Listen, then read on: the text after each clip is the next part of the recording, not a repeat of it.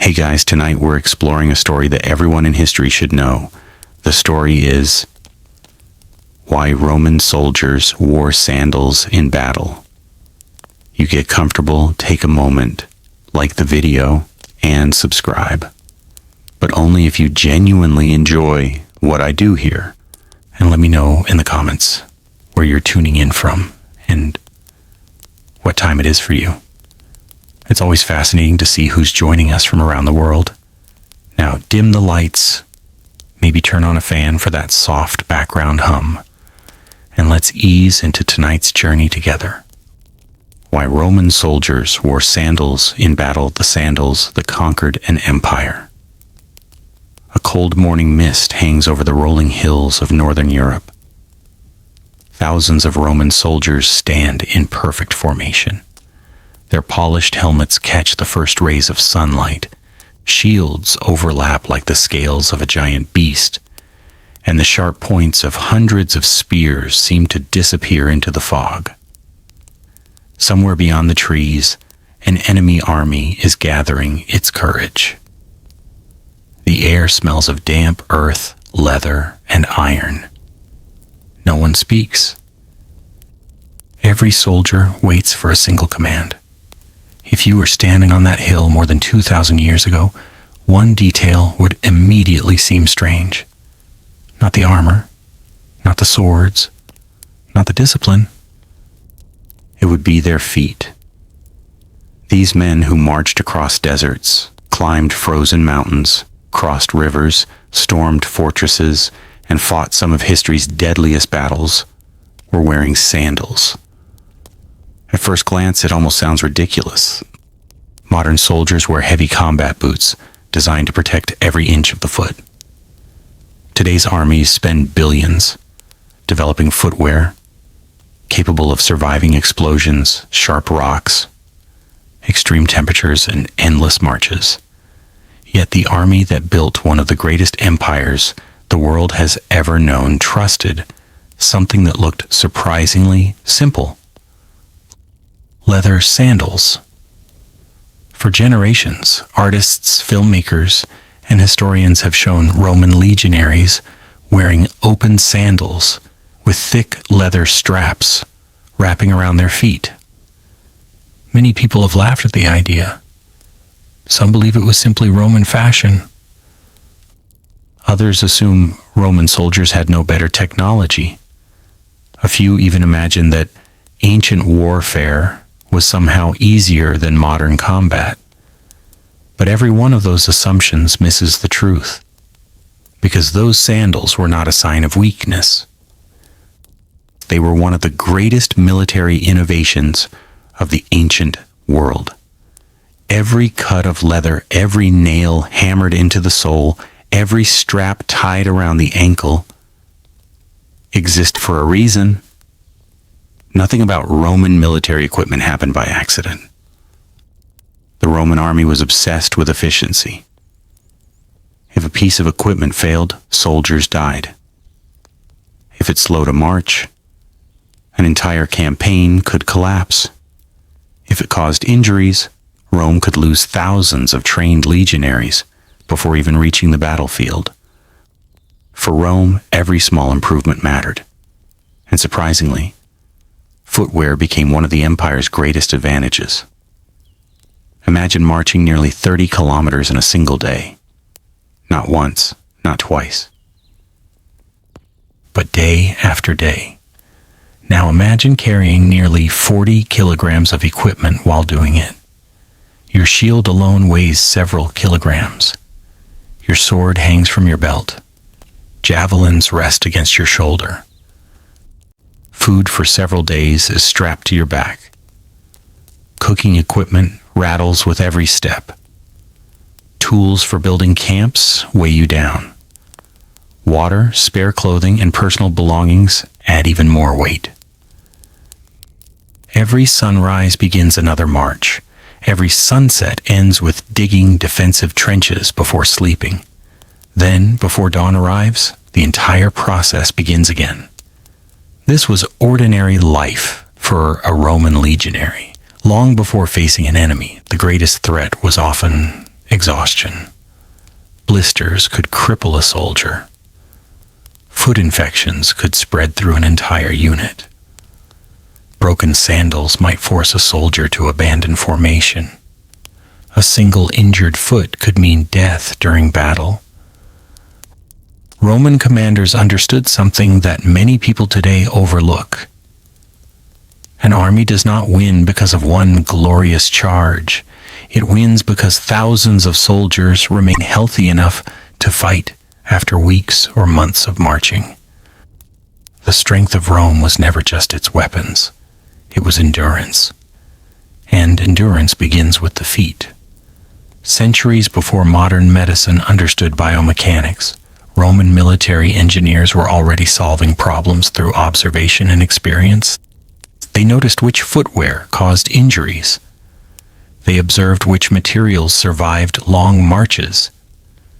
They learned which designs worked in rain, heat, mud, forests, rocky hills, and dusty roads. Nothing remained unchanged if it could be improved. That practical mindset became one of Rome's greatest strengths. The Roman army was not trapped by tradition. It constantly adapted. When Rome conquered new lands, it also learned from them. Different climates required different solutions. Different enemies demanded different tactics. Equipment evolved because survival demanded it. The famous military sandal, known today as the caliga, became one of the defining symbols of the Roman legion. But it was far more sophisticated than its simple appearance suggests. Its thick leather sole protected the foot from rough ground. Iron hobnails driven into the bottom increased durability while improving traction. The open construction allowed air to circulate. Water drained quickly after crossing rivers. Feet dried faster after heavy rain. Heat escaped during exhausting summer marches. The straps held the sandal tightly enough to prevent slipping while allowing flexibility that rigid footwear could never provide. Everything served a purpose. Nothing was decorative. Even the sound these sandals made became famous. Imagine thousands of iron-studded soles striking stone roads at exactly the same rhythm. The earth itself seemed to tremble.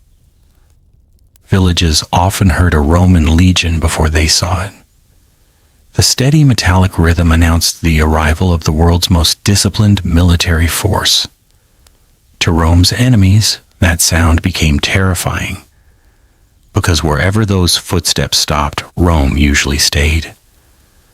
Entire civilizations eventually recognized that unmistakable rhythm. It echoed through Britain, across Gaul, into Germany, through Greece, across North Africa, deep into the Middle East, along the Danube, and everywhere those footsteps traveled, Roman engineering followed.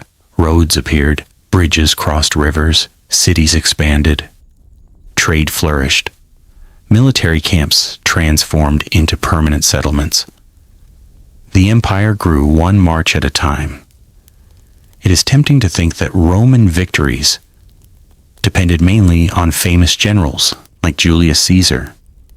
Certainly brilliant commanders mattered, but no general wins alone. Every strategy depends on ordinary soldiers carrying it out. No battle plan survives if exhausted troops cannot reach the battlefield. Rome understood logistics better than almost any civilization before it. Food, water, roads, discipline, engineering, medical care, training, and yes, even sandals. All of these work together as parts of one enormous machine. When historians study Rome, they often focus on emperors, politics, and famous battles. Yet sometimes history changes because of surprisingly ordinary objects. A shovel builds a camp. A road shortens a campaign. A backpack carries survival. A sandal keeps an army moving. Small details often shape great civilizations. That lesson appears again and again throughout history. As we follow the story of the Roman military, we'll discover that the famous sandals were never merely footwear. They reflected an entire philosophy, a belief that preparation defeats strength, that discipline defeats chaos, that organization defeats numbers. Rome rarely relied on miracles. Instead, it trusted systems. Every soldier knew exactly how to march, how to build camp, how to clean equipment, how to repair weapons, how to maintain armor, even how to care for his own feet. Neglect was unacceptable because one careless soldier endangered everyone. This culture transformed ordinary farmers into the most feared infantry force of the ancient world. The sandals became one visible symbol of that transformation. But before we understand why Roman soldiers trusted them with their lives, we first need to travel back to the beginning of Rome itself.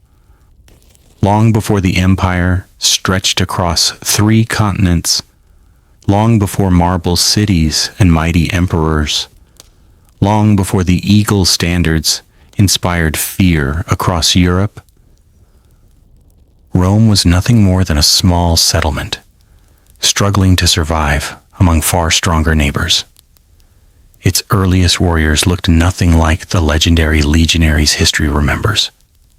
They fought differently, dressed differently, marched differently, and their footwear told an entirely different story. That humble beginning would eventually lead to one of the greatest military revolutions the ancient world had ever seen. Before the legion, before the sandals, long before Roman soldiers became famous for their discipline, their gleaming armor, and their distinctive sandals, Rome itself was little more than an ambitious town surrounded by uncertainty. It was a place where survival mattered far more than glory. According to Roman tradition, the city was founded in 753 BC by Romulus. Whether every detail of that legendary story is true is still debated by historians, but one thing is certain. Early Rome was not born as a mighty empire. It was one settlement among many, competing for land, food, and security in central Italy. The Italian peninsula was a crossroads of cultures. To the north lived the powerful Etruscans, whose influence shaped much of early Roman society. Greek colonies flourished in southern Italy, bringing advanced art, architecture, and military ideas. Celtic tribes occasionally swept down from the north, while numerous Italic peoples occupied the hills and valleys throughout the region. Rome grew up surrounded by rivals. Every generation learned that weakness invited attack. Early Roman warriors were not professional soldiers. Most were farmers who left their fields whenever the city called them to fight. One month they harvested wheat. The next they stood in battle carrying a spear and shield. When the fighting ended, they returned home to plow their land. This seasonal style of warfare shaped everything about their equipment. No centralized government issued identical weapons or armor. Instead, each man brought whatever he could afford. Wealthier citizens purchased bronze helmets, strong shields, and better armor. Poorer soldiers often fought with far simpler equipment. Their footwear reflected the same reality.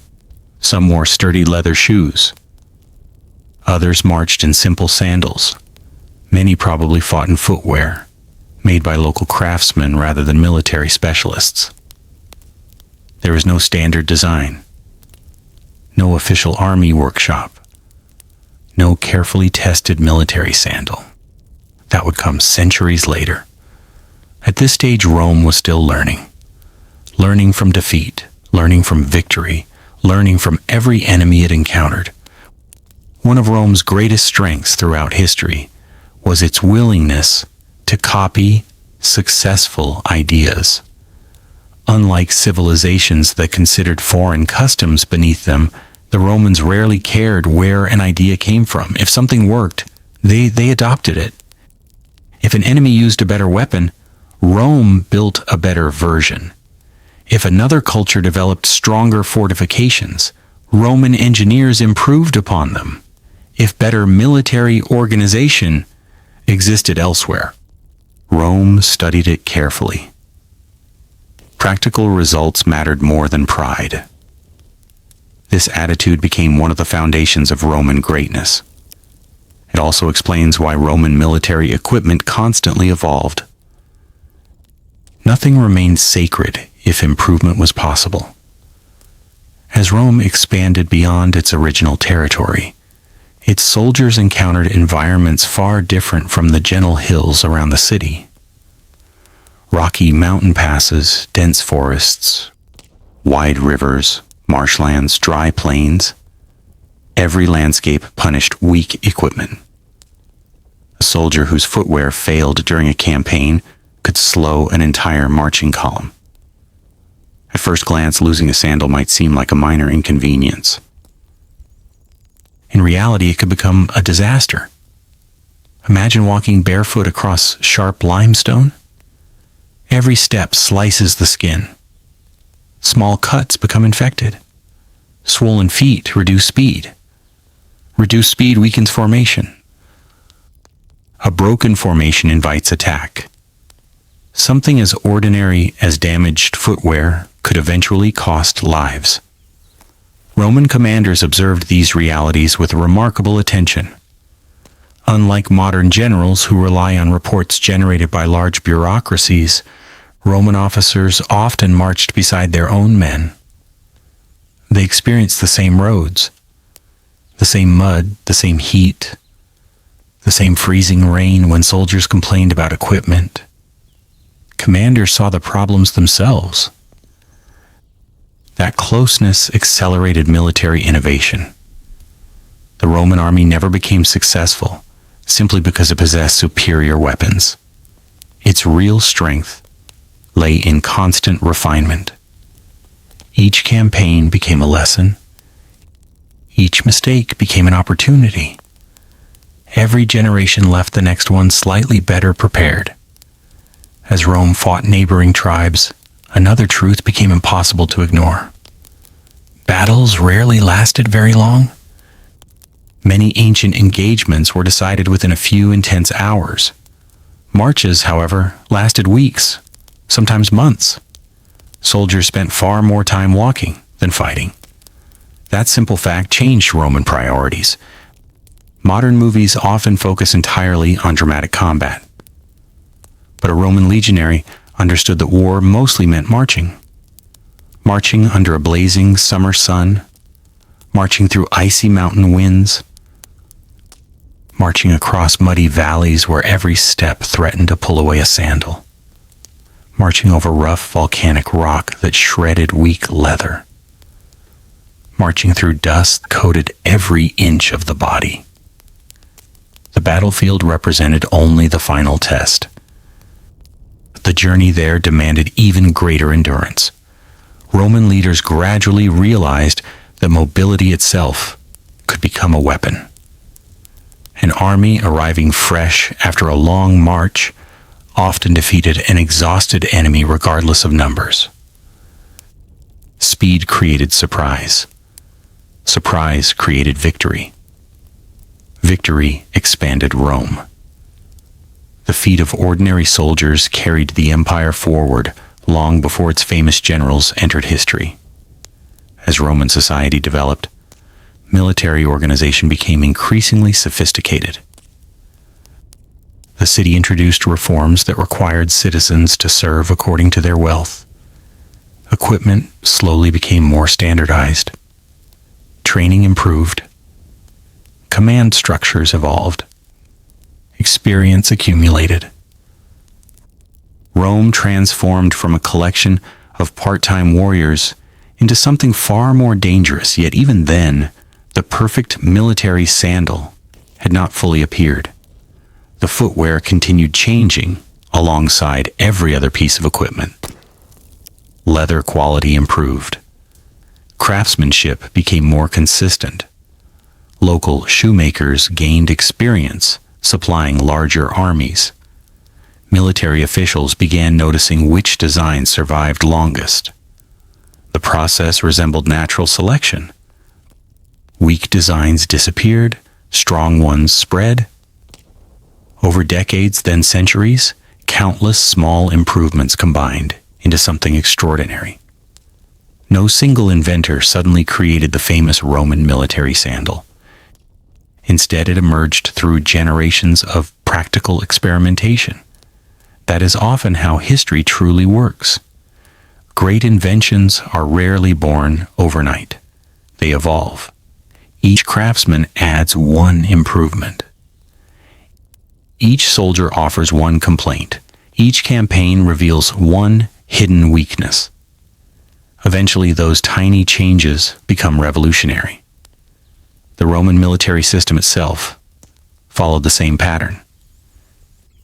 Perhaps the greatest turning point arrived after Rome suffered humiliating defeats that exposed serious weaknesses.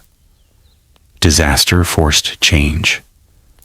One painful lesson after another convinced Roman leaders that courage alone could never guarantee survival. Discipline mattered. Training mattered. Organization mattered. Standardization mattered. An army built on improvisation could win small wars. An empire required something much stronger. It required a professional military machine. The transformation accelerated over generations until Rome created what historians now recognize as the legion. The legion was far more than a collection of soldiers. It was a carefully organized institution. Every recruit trained under the same standards. Every unit followed identical commands. Every march followed strict procedures. Every camp was built according to familiar plans. Every piece of equipment served a defined purpose. Even the smallest details reflected careful planning. Footwear would become one of those details.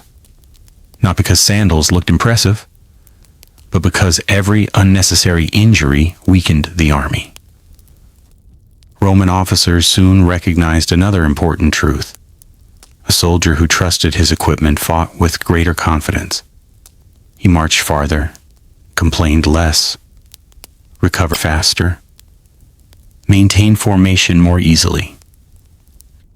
Confidence spread through discipline. Discipline spread through victory. Victory strengthened Rome. The relationship between equipment and morale became impossible to ignore. A well-equipped legionary believed he belonged to the world's finest army. That belief alone carried enormous psychological power. It influenced not only Roman soldiers, but also their enemies. Foreign tribes noticed the consistency. Every Roman shield looked similar. Every helmet shared recognizable features. Every formation moved with machine-like precision.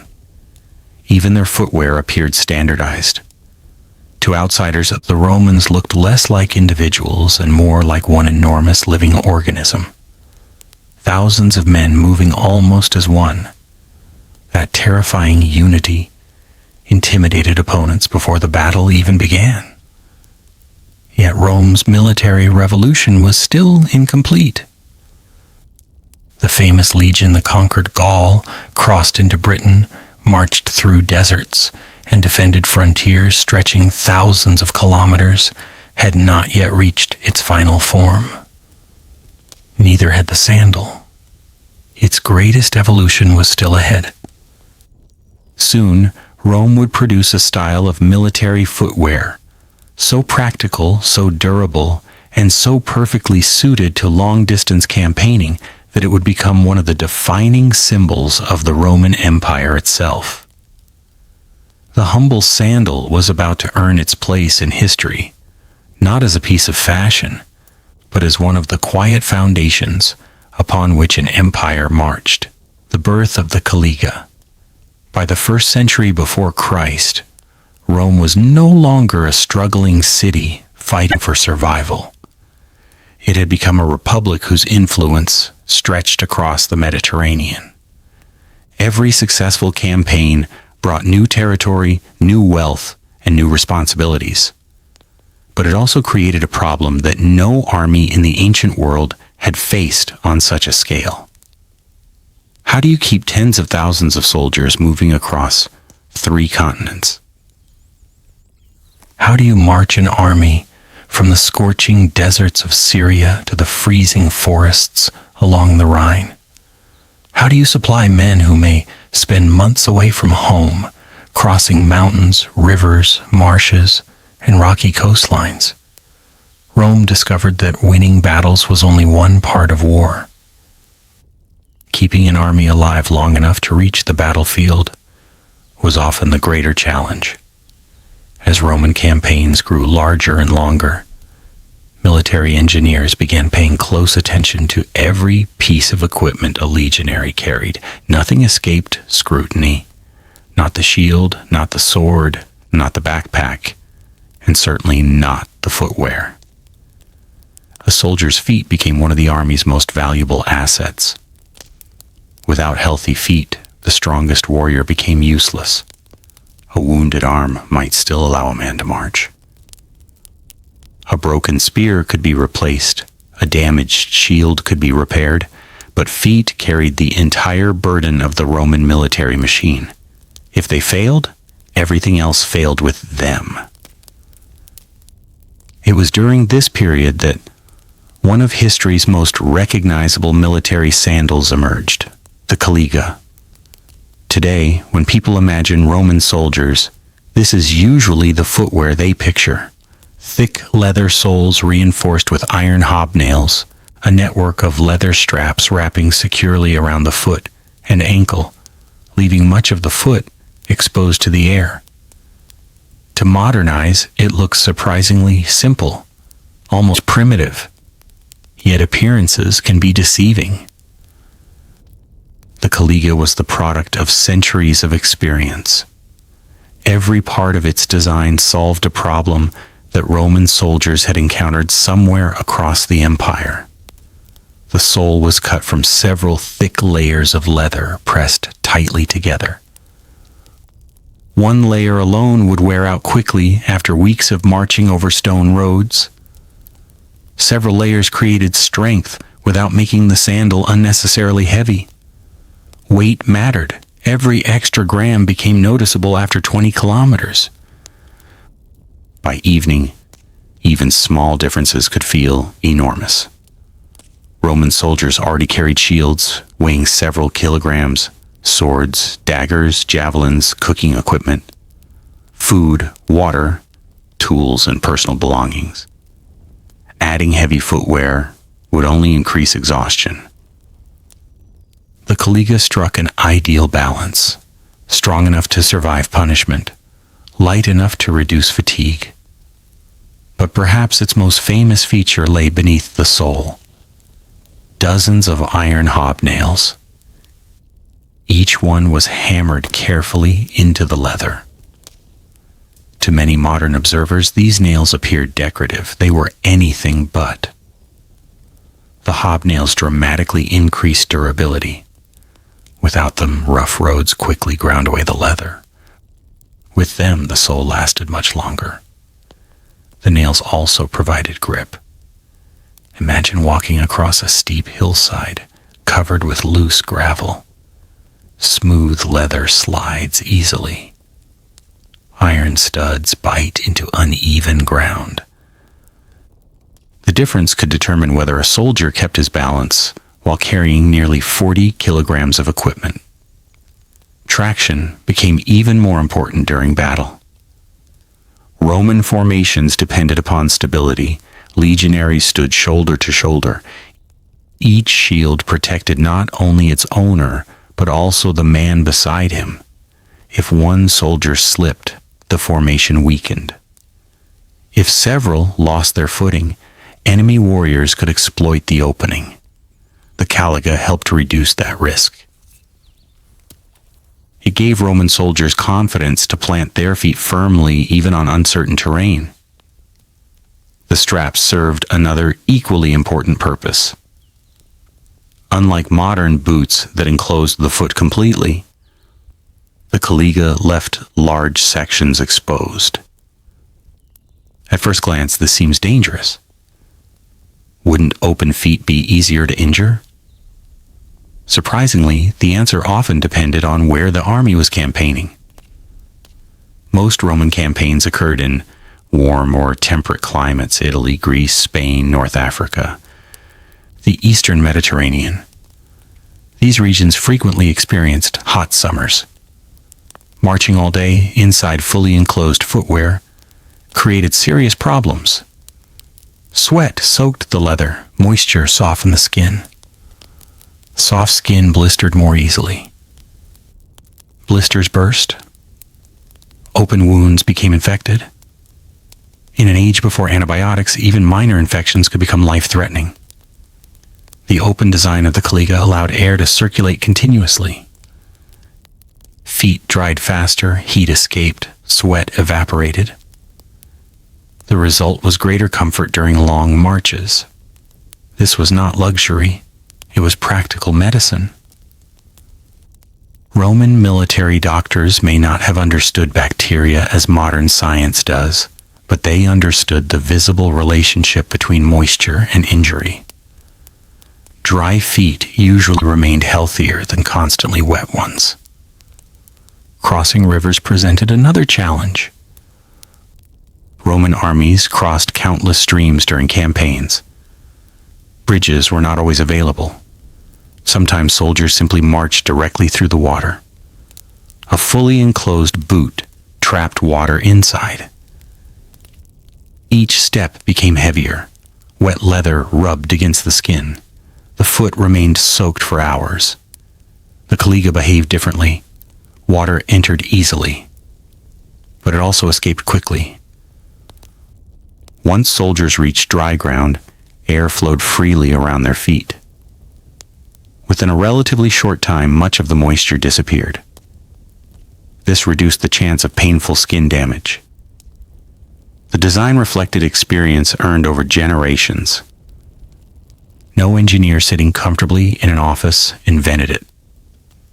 Thousands of anonymous soldiers shaped it through endless marches across the Roman world.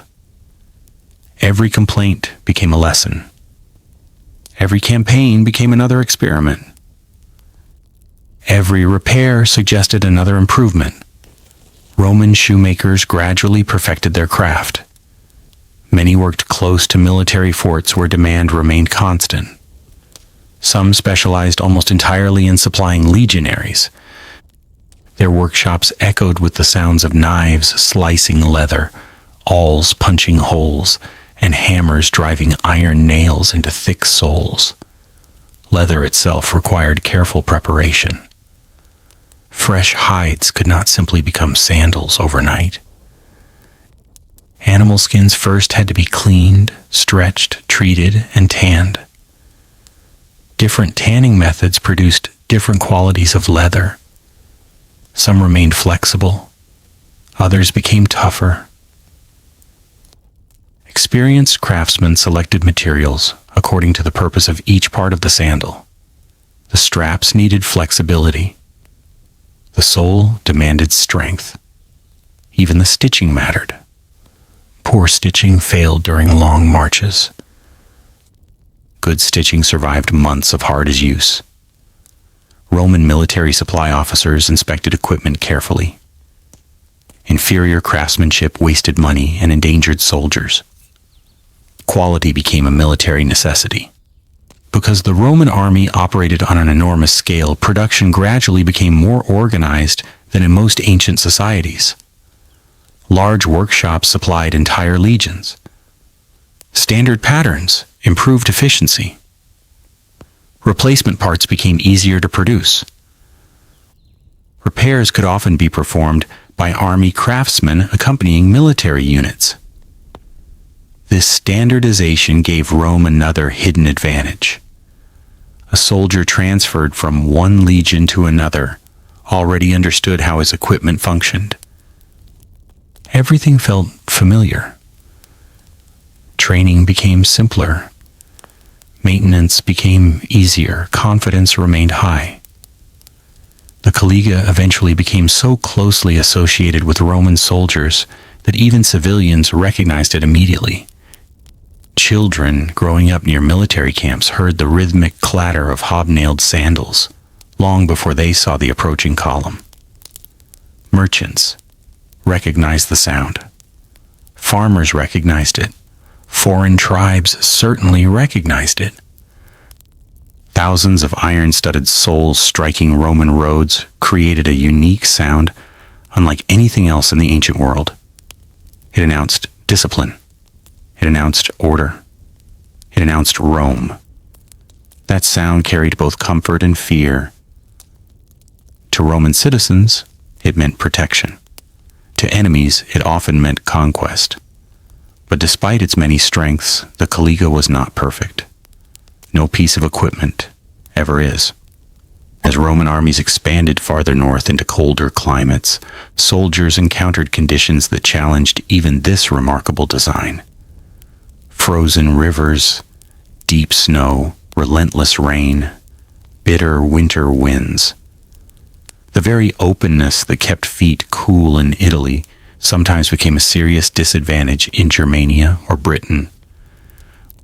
Roman soldiers would soon learn that an empire stretching across thousands of kilometers demanded more than one solution.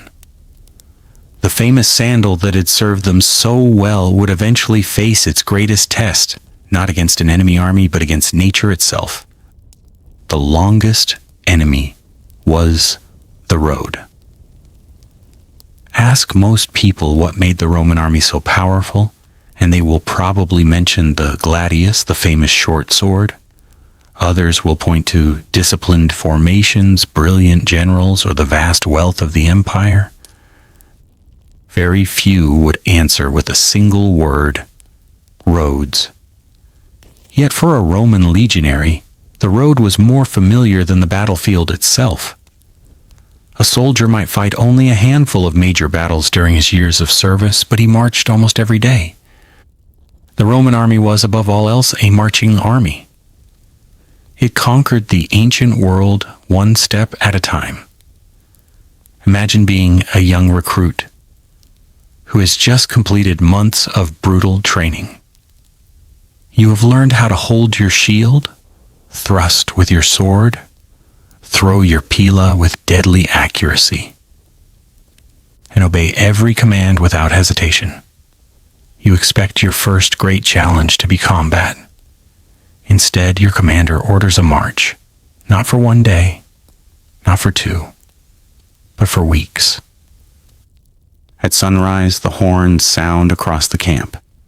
Soldiers quickly pack their belongings, extinguish their cooking fires, dismantle their tents, and prepare to move. Every man knows exactly where he belongs in the marching column. There is no confusion, no shouting, no chaos. The legion begins to move like a single living creature. The first few kilometers feel easy. The morning air is cool, and the excitement of beginning another journey keeps everyone's spirits high. But as the sun climbs higher, reality begins to settle in. The shield grows heavier. The backpack digs deeper into the shoulders. Sweat trickles beneath the armor. Dust rises from thousands of marching feet, filling the air until every breath tastes of dry earth. The road stretches endlessly towards the horizon. There are no shortcuts, no vehicles, no horses carrying ordinary soldiers. Every kilometer must be walked, every hill climbed, every river crossed, every burden carried by the soldier himself. Roman recruits quickly discovered an uncomfortable truth. The enemy was not always waiting with a sword. Sometimes the greatest enemy was simply distance. This is why Roman military training focused so heavily on endurance. Ancient writers describe recruits marching extraordinary distances while carrying full equipment. These were not ceremonial exercises. They were preparation for reality. A Roman army could not choose where war happened. Sometimes the battlefield lay hundreds of kilometers away. The soldiers had to arrive ready to fight immediately after completing exhausting journeys. There would be no weeks of rest upon arrival, no comfortable barracks, no recovery period. The march and the battle were often separated by only a few hours. That reality changed everything about military equipment. A sword that was slightly too heavy became exhausting after 20 kilometers. Armor that rubbed the skin raw became unbearable after several weeks. And footwear that caused blisters became a nightmare. Roman commanders understood this better than anyone. A single blister may sound insignificant, but imagine that blister growing larger every day. The leather strap rubs against it with every step. The skin tears, blood stains the sandal. Soon infection follows. Walking becomes agony. The soldier slows down. His entire unit slows with him. One injured foot begins affecting dozens of men. Multiply that by hundreds of soldiers, and an entire campaign can lose momentum. The Romans knew that armies rarely collapsed because every soldier died in battle. More often they weakened gradually. Fatigue, disease, injuries, poor supplies, exhaustion. These invisible enemies destroyed armies long before swords ever crossed. That is why Roman officers inspected their soldiers constantly. Weapons had to remain sharp. Armor had to stay clean. Belts had to fit correctly. And feet had to remain healthy.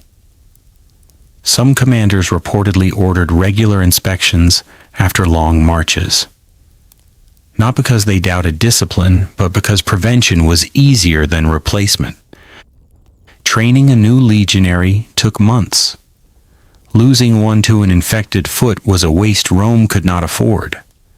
The famous caliga proved its value during these endless marches. Its open design allowed fresh air to cool swollen feet. Its leather straps distributed pressure more evenly than many closed shoes of the period. Its thick sole protected against stones, while remaining flexible enough to move naturally with the foot. The hobnails underneath served another purpose that modern observers often overlook. Roman roads were engineering masterpieces. Many still survive today. Their surfaces were hard, durable, and often paved with carefully fitted stones. Walking long distances on stone creates a different challenge than walking across soft earth. Smooth leather wears away rapidly. Iron hobnails absorbed much of that punishment instead. As they gradually wore down, individual nails could often be replaced more easily than rebuilding the entire sole. It was another practical solution born from experience. The road itself became one of Rome's greatest military weapons. While other civilizations struggled through muddy paths and rough trails, Roman engineers built highways that connected distant provinces with astonishing efficiency. These roads allowed legions to move faster than their enemies expected. A rebellion that erupted hundreds of kilometers away could suddenly find a Roman army appearing weeks earlier than anticipated. Speed became strategy. Mobility became power. And every kilometer traveled depended upon thousands of healthy feet. It is easy to admire Roman roads today as impressive engineering achievements, but those roads were never built merely for merchants or travelers. They were military roads first. Commerce followed the army. Administration followed the army. Cities followed the army. The legion marched first. Everything else came later. Picture one of these roads on a bright summer afternoon. The surface glows beneath the Mediterranean sun. Dust hangs in the air behind the marching column. Officers ride on horseback along the edges, watching carefully. Engineers move with specialized tools. Medical personnel accompany the soldiers. Supply animals carry additional equipment. Standard bearers protect the sacred eagle of the legion. Thousands of hobnailed sandals strike the stones with astonishing rhythm. Clack, clack, clack. The sound continues hour after hour. No music, no conversation. Only disciplined footsteps echoing across the countryside. Villagers stop working in their fields. Children run toward nearby hills to watch. Older men remember hearing the same sound decades earlier. They know exactly what it means. Rome is on the move. The psychological effect cannot be overstated. Discipline is contagious. Fear is contagious too. An enemy scout observing a Roman legion often reported something remarkable. The soldiers did not look tired. Of course, they were exhausted. Every human being becomes exhausted after such marches, but Roman discipline demanded that fatigue remain invisible. The column maintained its order. The pace remained steady. No one wandered carelessly. No one abandoned formation. Even after walking all day, they still looked ready to fight. That appearance alone intimidated opponents. Many tribal warriors traveled quickly in short bursts, but struggled to maintain long campaigns. Roman soldiers accepted marching as part of life. Their equipment reflected that expectation. Everything existed to keep the army moving. Even at the end of an exhausting day's march, their work was not finished. Unlike many ancient armies that simply rested wherever they stopped, Roman legions built fortified camps almost every single night. Imagine walking 30 kilometers under the blazing sun, carrying nearly 40 kilograms of equipment, only to arrive at your destination and immediately begin digging trenches, raising earthworks, erecting wooden stakes, laying out streets, and organizing the camp before you were finally allowed to eat or sleep. To a modern observer, it sounds almost impossible. Yet Roman soldiers performed this routine so consistently, the temporary camps appeared across Europe like clockwork. Many archaeological sites still reveal the outlines of these camps today. The road had prepared them. Their feet had carried them there. And tomorrow, before sunrise, those same feet would begin the journey all over again. The Roman sandal was never designed for a single glorious battle. It was designed for thousands upon thousands of relentless steps. Because the empire was not built in one day. It was built one march, one road, and one footprint at a time. But not every road led beneath the warm Mediterranean sun. Soon, Rome's legions would march into lands where icy winds cut through leather straps. Snow buried the roads beneath frozen silence. And the famous sandals that had conquered much of the known world would face their greatest challenge yet. When Rome marched into the frozen north for generations, the Caliga had served Roman soldiers faithfully. It carried them across the dusty roads of Italy. It endured the blazing heat of Spain. It marched through the olive groves of Greece and the rocky hills of Asia Minor. It crossed the dry landscapes of North Africa, where the sun beat down so fiercely that exposed skin could burn within hours. In these environments, the famous Roman sandal seemed almost perfect. Air flowed freely around the feet. Sweat dried quickly. Water escaped after river crossings. The leather remained relatively comfortable during long marches. But every great invention has limits. Rome eventually discovered the limits of the caliga not because of a stronger enemy, but because of a colder world. As the empire expanded northward, the legions entered lands unlike anything they had experienced before. The familiar warmth of the Mediterranean disappeared. The seasons became harsher. Rain fell more often. The forests grew darker and thicker. Winters lasted longer than many Roman soldiers had ever imagined possible. For recruits raised under the sunny skies of Italy, these northern frontiers seemed almost unreal. The sun disappeared behind endless gray clouds. The ground turned into thick mud after days of rain. The wind never seemed to stop blowing. And when winter finally arrived, the earth itself appeared frozen solid. These were the lands of Gaul, Germania, and eventually Britain. To the Romans, they seemed like the edge of the known world. Imagine being a young legionary from southern Italy. For most of your life, winter has meant cool mornings and occasional rain. Then your unit receives orders to reinforce the frontier near the Rhine. Weeks later, after an exhausting march, you step into a landscape covered in frost. Your breath hangs in the air, your fingers grow numb before sunrise.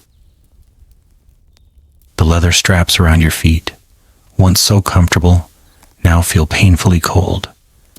Every gust of wind slips through the open spaces of your sandals. The ground is no longer dusty. It is frozen. The familiar advantages of the caliga suddenly become disadvantages.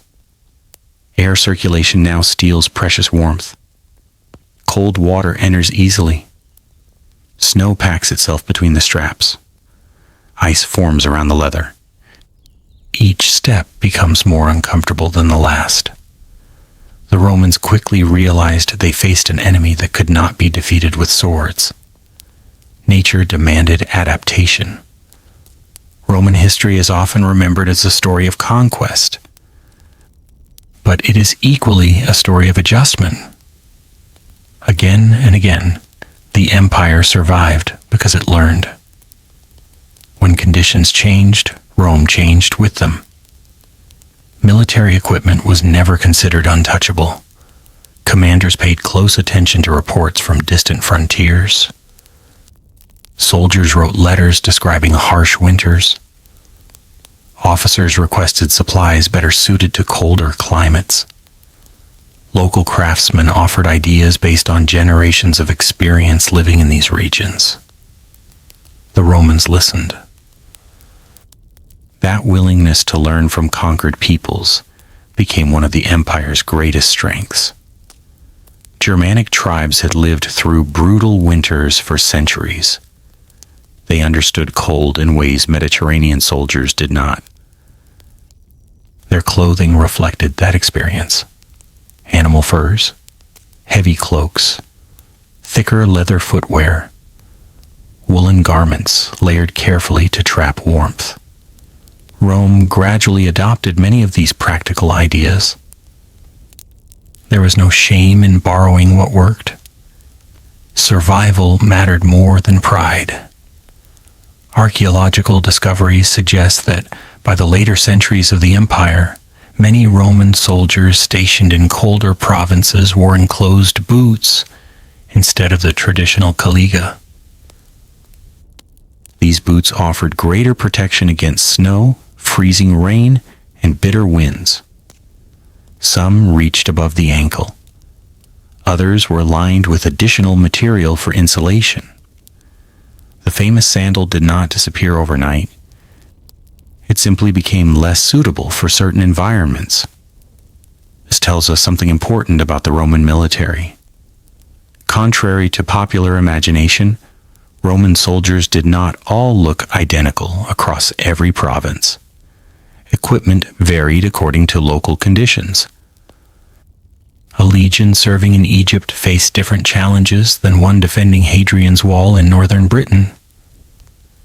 Commanders understood that identical equipment did not always produce the best results. Flexibility strengthened the empire. The frontier in Britain demonstrated this lesson dramatically. Rain seemed endless. Mud swallowed roads. Cold winds blew across open hills with astonishing force. Roman forts dotted the landscape, standing like isolated islands of civilization surrounded by unfamiliar wilderness. Life on these frontiers tested every soldier's endurance. Winter patrols became especially dangerous. A man whose feet remained wet for too long risked more than discomfort. Constant exposure to cold could reduce mobility, weaken morale, and increase illness. Military doctors observed these problems carefully. Although ancient medicine lacked modern scientific understanding, Roman physicians possessed considerable practical experience. They recommended keeping feet as dry as possible. They treated blisters with ointments. They bandaged wounds carefully. They emphasized cleanliness whenever circumstances allowed.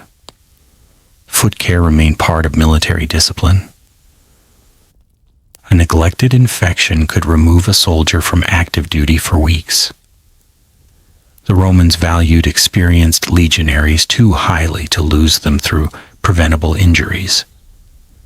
Meanwhile, supply officers faced their own challenges. Leather stiffened in freezing temperatures. Repairing damaged footwear became more difficult during winter campaigns. Replacement supplies traveled slowly across enormous distances. Everything required planning.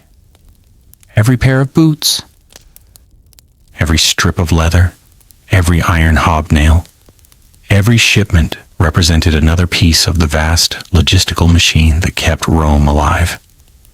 Yet despite these hardships, Roman soldiers continued marching.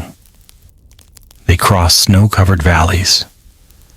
They climbed frozen mountain passes. They defended lonely frontier forts where winter nights seemed endless. Their determination impressed even their enemies. Some Germanic tribes admired Roman discipline while fiercely resisting Roman rule. Others eventually served alongside Roman troops as auxiliaries. These auxiliary soldiers brought valuable local knowledge. They understood the terrain. They recognized changing weather patterns. They suggested practical adaptations that Roman commanders eagerly accepted. Again, Rome demonstrated one of its greatest talents. It absorbed useful knowledge wherever it found it. The empire grew not only through conquest, but also through learning. The story of the sandal reflects that larger truth. The caliga was never worshipped as a perfect invention. It succeeded because it solved specific problems under specific conditions. When conditions changed, Rome searched for better solutions. That attitude kept the Roman military effective for centuries. Even today, archaeologists excavating frontier forts often discover remarkable evidence of daily life. Fragments of leather shoes, worn hobnails scattered across abandoned roads, pieces of repaired soles showing multiple generations of stitching. These ordinary objects tell extraordinary stories. They reveal soldiers who walked unimaginable distances, who repaired their own footwear beside campfires, who endured rain, mud, snow, and exhaustion far from home, who quietly carried an empire upon their shoulders and upon their feet. The great victories recorded in history books often overshadow these simple realities. But every famous battle began with a march. Every march depended upon healthy feet. and every healthy foot depended upon footwear suited to the journey ahead. Yet the Roman sandal did far more than protect a soldier's feet. Its distinctive sound became a weapon of its own. Across valleys, forests, and mountain roads, thousands of iron-studded soles announced the arrival of Rome long before the first eagle standard appeared on the horizon. That unforgettable sound would become one of the most feared noises in the ancient world, the sound that announced an empire. Long before people caught sight of a Roman legion, they often heard it. At first, it was nothing more than a faint rhythm carried by the wind. A slow, steady, metallic sound. Clack, clack, clack. Thousands of iron hobnails striking stone roads in perfect unison created a noise unlike anything most ancient people had ever experienced. It was not the chaotic roar of an advancing tribe. It was not the thunder of charging cavalry. It was something far more unsettling. It sounded organized, controlled, relentless. To a farmer working in a distant field, the rhythm might seem almost unreal. To a merchant traveling along a Roman road, it was immediately recognizable. To an enemy scout hiding among the trees, it could send a chill down the spine. Because that sound meant only one thing. The Roman army was coming. Imagine standing on a hill overlooking a narrow valley somewhere in Gaul. The morning is quiet. Birds sing in the forest. A nearby stream flows gently over smooth stones. Nothing seems unusual. Then, very faintly, you hear it. Not voices, not shouting, not drums, just countless footsteps, moving together with astonishing precision. The rhythm grows louder. The earth begins to vibrate almost imperceptibly beneath your feet. Soon, sunlight flashes against distant helmets. Red standards appear above the trees. Rows upon rows of shields emerge from the forest, as though the road itself has come alive. There are no gaps, no confusion. Every soldier keeps the same pace. Every unit maintains the same distance. Thousands of men move as one. For many of Rome's enemies, this display was deeply unsettling. Ancient warfare often depended upon emotion. Armies charged with fierce cries meant to terrify opponents. Warriors displayed courage through noise, speed, and individual bravery. The Romans approached war differently. Silence became its own weapon. Discipline became intimidation. An enemy who expected chaos instead found perfect order. That order communicated confidence. Confidence created fear. The sound of the caliga contributed to that psychological effect. Each iron hobnail, striking stone, produced only a tiny click. One soldier sounded insignificant. 10 soldiers attracted attention, and 100 soldiers sounded impressive. But several thousand soldiers marching together created an unforgettable rhythm. The combined sound echoed across valleys and hillsides. It announced the arrival of an army that rarely moved without purpose. Roman commanders understood the value of reputation. A battle sometimes began long before swords crossed. If the enemy lost confidence before fighting started, Rome had already gained an advantage. Stories about Roman discipline spread across Europe. Travelers repeated them. Merchants carried them from province to province. Former enemies described them with reluctant admiration. Again and again, people spoke about the same qualities: the endless marches, the identical equipment, the perfectly constructed camps, the unwavering formations, and the strange sound of iron-studded sandals moving together across Roman roads. It became part of the empire's identity. Children growing up near military frontiers learned to recognize it almost instinctively. Many later recalled hearing a legion approach before seeing it. Even animals reacted. Horses lifted their heads. Dogs barked. Birds scattered into the sky. Nature itself seemed to notice the arrival of thousands of synchronized footsteps. The caliga, though designed primarily for practicality, unintentionally became a symbol of Roman power. Its sound reminded everyone that the empire possessed something few others could match: organization. The Roman military did not depend on individual heroes. Its strength came from ordinary men acting together with extraordinary discipline.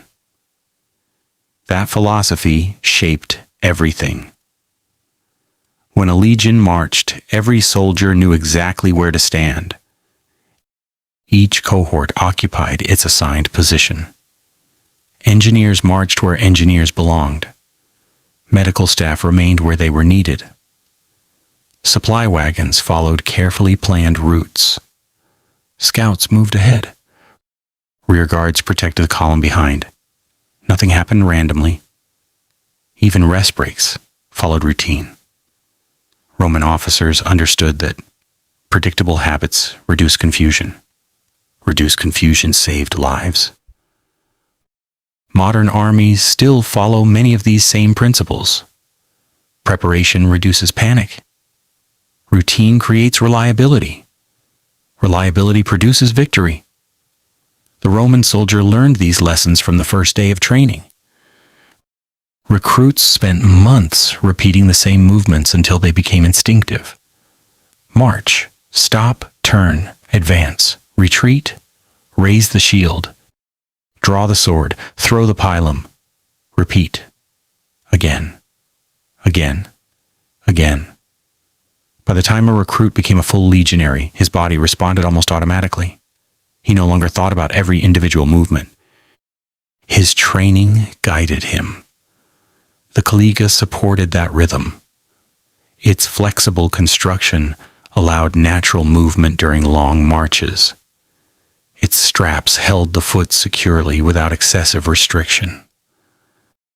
The hobnailed sole maintained reliable grip across different surfaces. Each feature helped transform thousands of individuals into one coordinated force. The Roman road system amplified this effect. Unlike rough dirt paths, paved roads produced a clear, consistent sound beneath the iron studs. The roads themselves acted almost like enormous drums stretching across the empire. Every step echoed. Every march announced itself. Ironically, something designed mainly for durability also became one of history's earliest forms of military theater. Without intending to, Rome created an unforgettable acoustic signature. Some historians believe this may even have influenced enemy morale before battle. Imagine waiting nervously inside a fortified village. Scouts report that the Roman army is approaching. Hours pass. Nothing appears. Then the distant rhythm begins. Steady, patient, unstoppable. You cannot yet see the soldiers, but you know they are coming. Every passing minute makes the sound louder. The uncertainty becomes unbearable. Fear grows naturally. By the time the legion finally arrives, part of the psychological battle has already been won. Of course, not every Roman campaign followed paved roads. Many marches crossed forests, mountains, marshes, and open countryside. In those places, the famous rhythm became quieter, yet the discipline remained. Whether walking on stone, mud, sand, or grass, Roman soldiers maintained remarkably consistent marching order. The sound changed, the formation did not. Ancient writers frequently admired this discipline. Even critics of Rome often acknowledged the professionalism of its army. Enemies might hate Roman rule, They rarely underestimated Roman organization. That reputation became one of the empire's greatest weapons. A reputation, however, is earned through countless ordinary actions, through endless training, through disciplined marching, through well-maintained equipment, through soldiers repairing worn sandals after exhausting days on the road. The clatter of hobnailed footwear represented far more than military fashion. It represented preparation. Every sound reflected hours of craftsmanship by leather workers. Every step reflected months of training. Every march reflected decades of accumulated military experience.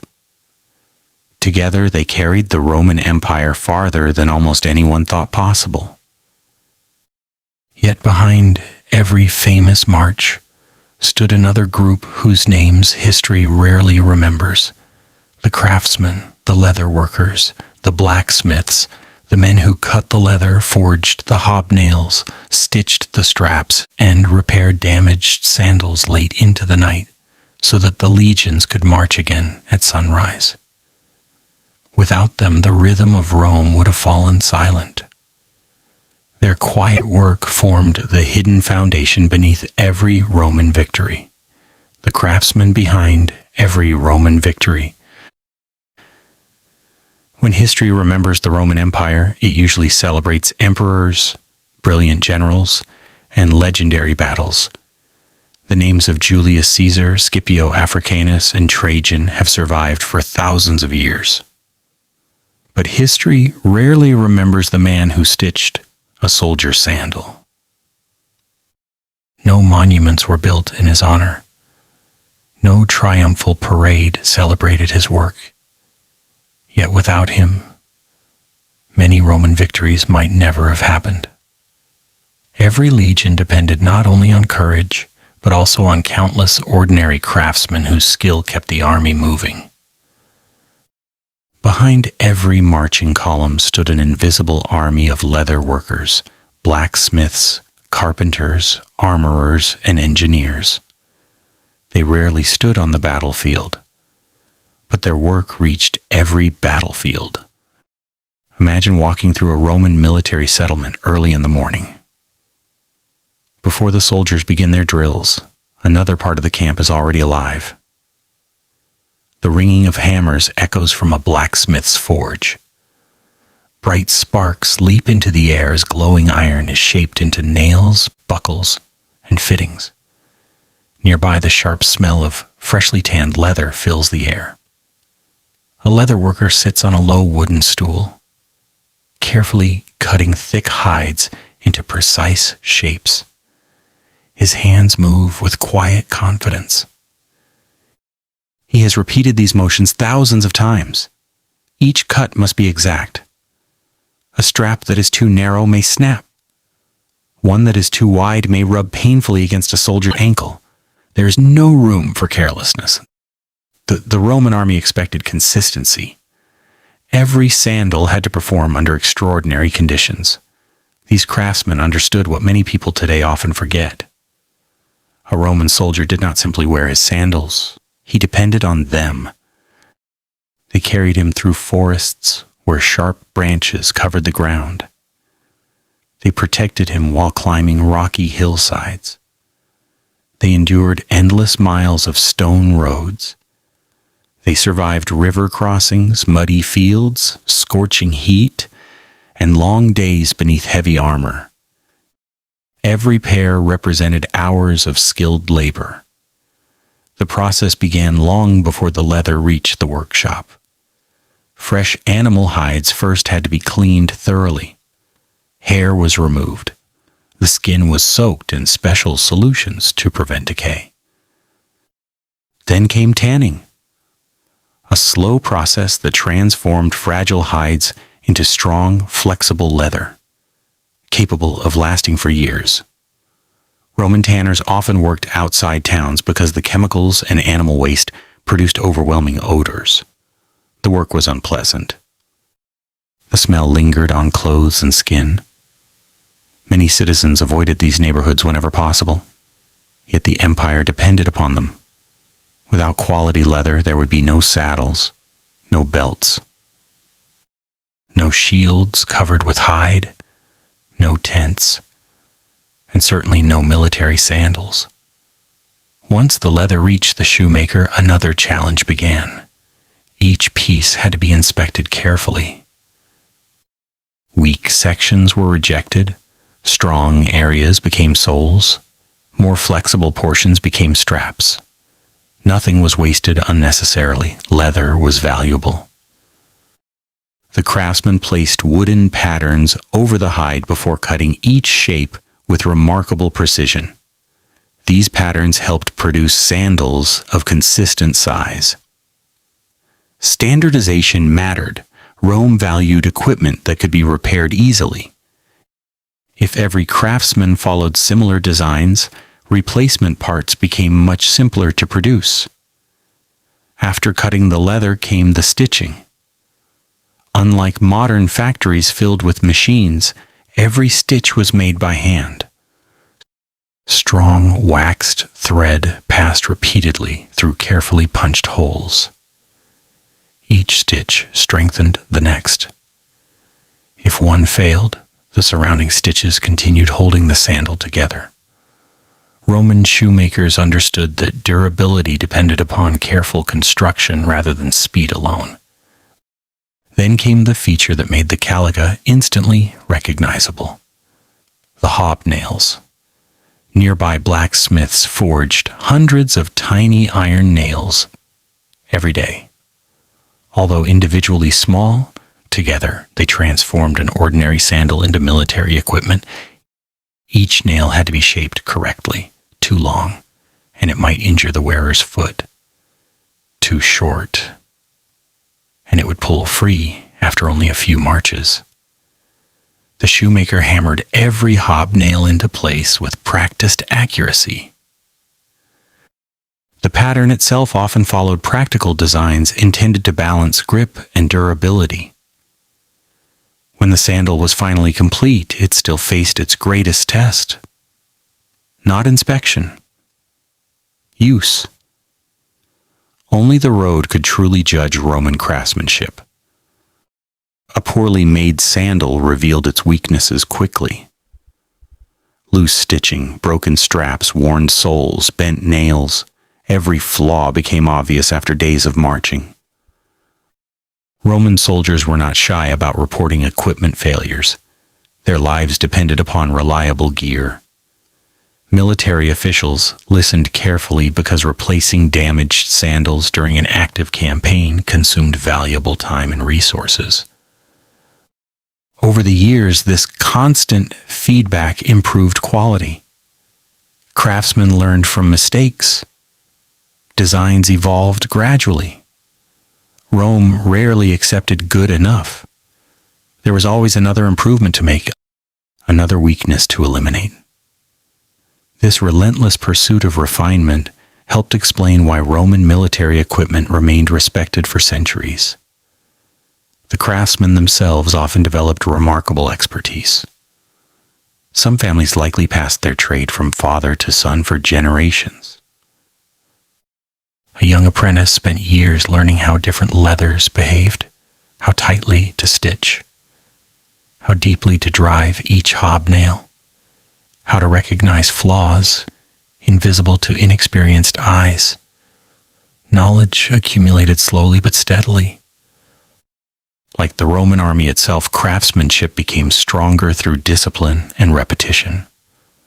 Military workshops existed throughout the empire. Large frontier forts frequently contained skilled artisans capable of repairing damaged equipment on site. A soldier did not always need to wait for supplies from Italy. Broken straps could be replaced locally. Loose hobnails could be hammered back into place. Worn soles could sometimes receive temporary repairs until better replacements arrived. This ability to maintain equipment near the front lines gave Rome another significant advantage. Many ancient armies relied heavily upon whatever supplies accompanied them. Rome built systems. Those systems created resilience. Even after exhausting campaigns, the work never truly ended. When soldiers rested, craftsmen repaired. When armies prepared for another march, workshops grew busier, leather scraps covered the floors. Hammers echoed late into the evening. Lantern light flickered against walls lined with unfinished equipment. Victory tomorrow often depended upon work completed tonight. Roman commanders understood this perfectly. They valued skilled craftsmen almost as much as experienced soldiers. An army could recruit new warriors. Replacing master artisans proved far more difficult. Some specialists even accompanied military expeditions specifically because their expertise remained essential throughout the campaign. History rarely records their names, yet traces of their work survive. Archaeologists excavating Roman forts continue discovering leather fragments, unfinished sandals, broken awls, cutting knives, discarded hobnails, and workshop floors worn smooth by decades of labor. These quiet discoveries tell powerful stories. They remind us that empires are not built by famous leaders alone. They are built by ordinary people performing extraordinary work every single day. A single Roman sandal represents much more than footwear. It represents farmers who raised cattle, tanners who prepared hides, blacksmiths who forged iron, leather workers who shaped every strap, soldiers who tested the finished product, engineers who improved the design. Every step taken by a Roman legionary carried the efforts of countless unseen hands. That may be the greatest lesson hidden within the story of the Roman sandal. History often celebrates those standing in the front. But behind every great achievement stand thousands whose names disappear while their work changes the world. Yet even the finest sandal could not save a careless soldier. Roman commanders understood that equipment alone meant nothing without discipline. Every legionary had another responsibility, maintaining his own gear. A neglected sandal could become just as dangerous as a neglected sword. For the Roman army, caring for equipment was not optional. It was part of surviving. And nowhere was that lesson more important than at the end of a long day's march, when exhausted soldiers still found the strength to clean, inspect, and repair everything they carried before the next sunrise. The discipline beneath their feet. By the time the sun disappeared behind the hills, the average Roman legionary had already lived through a day that would exhaust most modern people. He had marched for hours beneath the weight of his equipment. He had crossed streams, climbed rocky slopes, and walked mile after mile without complaint. Then after reaching the chosen campsite, he helped build an entire fortified camp from the ground up. He dug defensive ditches, raised earthen walls, carried timber, hammered wooden stakes into the ground, set up tents, prepared food, collected firewood, stood guard if ordered. Only then, as darkness settled over the camp, did he finally have a chance to rest, or at least what most people would call rest. For a Roman soldier, the day was not truly over. Before sleeping, there was still one final duty: his equipment. Every experienced legionary understood a simple truth: weapons do not maintain themselves. Armor does not repair itself. Leather does not remain strong without care. And sandals do not survive thousands of kilometers without constant attention. So while the campfires flickered across the neatly arranged streets of the Roman camp, countless Soldiers quietly began another routine. Some sharpened their swords, others polished their helmets to remove rust caused by sweat and rain. Many checked the edges of their shields for damage, and almost everyone inspected their sandals. Imagine sitting beside a small fire after marching nearly 30 kilometers. Your legs ache. Your shoulders burn from carrying your pack. Every muscle begs for sleep.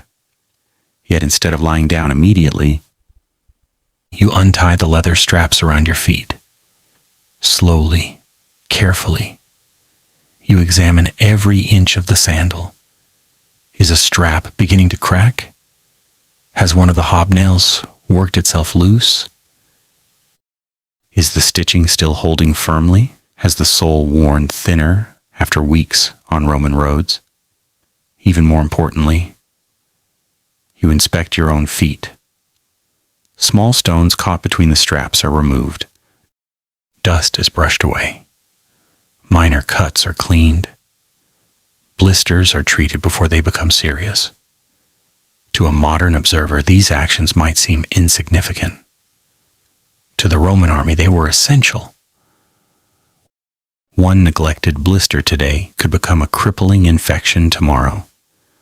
One ignored crack in a leather strap could snap during the next march. One loose hobnail might throw off the soldier's balance during battle. The Roman military believed that discipline began long before combat. It began with habits, daily habits, simple habits, repeated so consistently that they became second nature. This philosophy touched every aspect of military life. A Roman recruit quickly discovered that no task was considered too small. If ordered to clean his equipment, he cleaned it thoroughly. If ordered to repair damaged leather, he repaired it immediately. If ordered to replace worn straps, he did so before sunrise. Excuses meant little. Preparation meant everything. Veteran soldiers often taught younger recruits through example rather than long speeches. A new legionary might notice an older soldier quietly replacing a damaged strap before anyone else had even spotted the problem. The lesson was obvious. The experienced man did not wait until the sandal failed. He prevented failure. That attitude defined Roman military thinking. Prevent problems whenever possible. Solve them before they become emergencies. This approach extended beyond individual soldiers. Entire units inspected their equipment regularly. Centurions, the backbone of the Roman officer corps, were famous for their strict standards. Nothing escaped their attention. A rusty helmet, a dull sword, a loose shield grip, a damaged sandal. Any sign of carelessness reflected poorly on both the soldier and his unit. Some centurions gained reputations for being harsh, yet many historians believe this strictness contributed significantly to Rome's military success. Discipline reduced unnecessary risks. Consistency improved survival. The Roman army expected professionalism from everyone. Even veteran soldiers remained accountable. The famous Caliga proved remarkably practical in this daily routine. Its open construction made inspection easier. A damaged strap could often be identified immediately. Mud trapped beneath the sandal could be removed quickly. Wet leather dried faster overnight than many enclosed shoes. Minor repairs required relatively simple tools. Army craftsmen certainly handled major damage, but many small repairs could be performed by the soldiers themselves. This self-sufficiency mattered enormously during long campaigns. Not every problem could wait until reaching a permanent workshop. Sometimes the next day's march began before sunrise. There was no opportunity to delay. Equipment had to be ready. The sandals had to be ready. The soldiers had to be ready. Archaeological discoveries reveal just how often Roman footwear underwent repairs. Some recovered sandals contain multiple generations of stitching. Additional leather patches reinforce worn sections. Old nail holes show where hobnails had been replaced. These were not disposable items. They were maintained carefully until replacement became absolutely necessary. This practical attitude reflected the Roman mindset. Waste as little as possible. Repair whenever practical. Replace only when required. Such habits helped sustain an army operating across enormous distances. Supplying fresh equipment to distant frontiers demanded time, money, and careful planning. Every repaired sandal reduced that burden. The soldiers themselves understood this. Many developed considerable skill in basic leather repair: a needle, strong thread, a small knife, a few spare leather strips. These simple tools often prevented far greater problems later. Around the evening campfires, conversations likely drifted between stories from home, rumors about future campaigns, jokes shared among friends, and practical advice.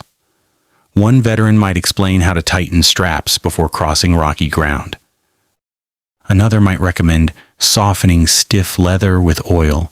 Someone else might demonstrate a stronger way to tie the ankle straps for long marches. Knowledge spread naturally through experience, not from books, from the road. Every campaign produced new lessons. Every surviving veteran carried valuable knowledge. The Roman army grew stronger because that knowledge rarely disappeared. Experienced soldiers passed it to the next generation. In time, the recruits became veterans themselves. The cycle continued. Roman discipline often appears harsh when viewed from a modern perspective. Punishments could be severe. Standards remained unforgiving. But behind that strictness lay a simple understanding. Carelessness killed, not always immediately, sometimes weeks later, sometimes far from any battlefield.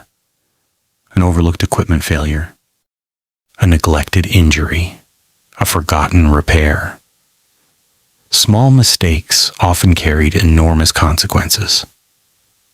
The Roman army sought to eliminate those mistakes wherever possible. That relentless attention to detail became one of its greatest strengths. It is tempting to imagine history changing through dramatic moments alone. Great speeches, famous battles, legendary victories. Yet empires often endure because of quieter moments. A soldier replacing a worn strap, a centurion inspecting a marching column, a craftsman repairing damaged leather, a recruit learning never to ignore a blister. These ordinary actions rarely appear in history books, yet together they helped carry Rome across continents. Still, even the strongest discipline could not prevent one unavoidable reality. Every campaign eventually led to battle. And when that moment finally arrived, when shields locked together, swords were drawn, and thousands of lives depended upon standing firm, the humble Roman sandal would face the ultimate test. Would the footwear that had carried the legion across countless roads also help it survive the chaos of combat? The answer lay on the battlefield itself.